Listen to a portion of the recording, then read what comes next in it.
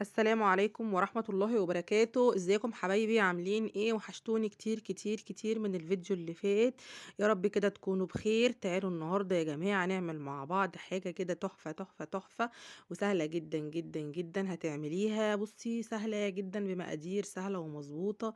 والله يا جماعة معرفش اقول على طعمها ايه، حاجة كده روعة تحفة جدا جدا جدا. وفي نفس الوقت مش عارفة اقولك الطعم عامل ازاي بقى غير لما تعمليها وتجربيها. معانا يا جماعة هنا حبايتين موز بالطريقة اللي انتوا شايفينها دي. هنبدأ نقطعهم زي ما انتوا ما شايفين كده. بص مقاديرها كلها على البارد، مش هندخل فرن ولا اي حاجة. ما فيهاش مقادير كتيرة ولا تفاصيل كتيرة. زي ما هنشوف مع بعض قطعنا مع بعض الموز. معانا هنا الصينية بتاعتنا، نحط معانا هنا يا جماعة رشة زيت، ودي مهمة برضو جدا. وهنبدأ نوزع الزيت في الصينية.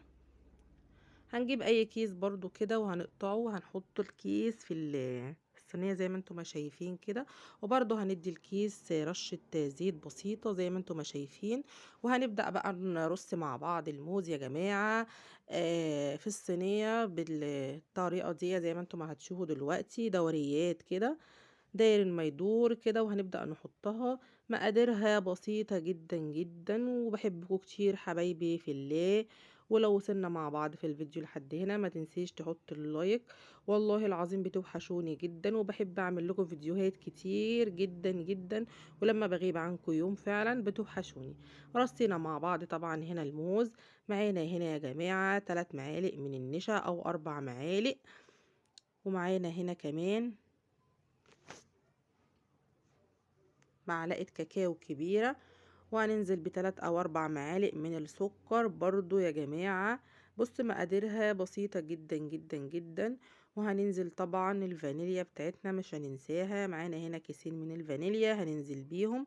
وهنقلب كل الكلام ده مع اللبن بتاعنا. هننزل معانا هنا نص كيلو من اللبن، وهننزل بيه زي ما انتم ما شايفين. وهنبدأ نقلبه على البارد كده لغاية ما كله يدوب، ومفيش يبقى اي تكتلات في اي حاجة معانا. وطبعا هنقلبه وبعد كده هنرفعه على النار لغاية ما يدينا قوام متماسك. نشوف مع بعض. ومجرد ما هيديني بقى القوام المتماسك ده هننزل بيه على الموز يا جماعة بالطريقة اللي انتوا شايفينها دي.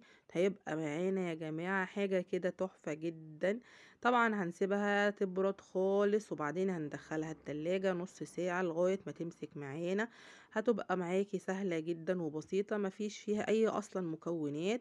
ومجرد ما مطلعناها مسكت معانا يا جماعة زي ما انتم ما شايفين. شكلها تحفة جدا وطعمها روعة. وياريت بقى لو عجبك الفيديو ما تنسيش تحط اللايك. واشوفكم